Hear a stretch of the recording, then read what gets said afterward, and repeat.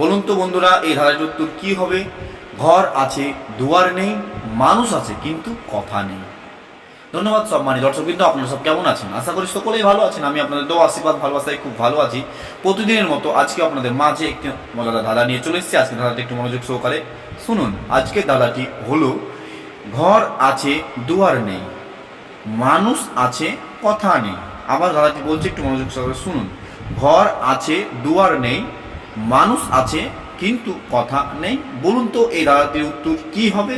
অবশ্যই এই ধাঁধাটির সঠিক উত্তর আমাকে কমেন্টে জানাবেন। আমি উত্তরের অপেক্ষায় রইলাম।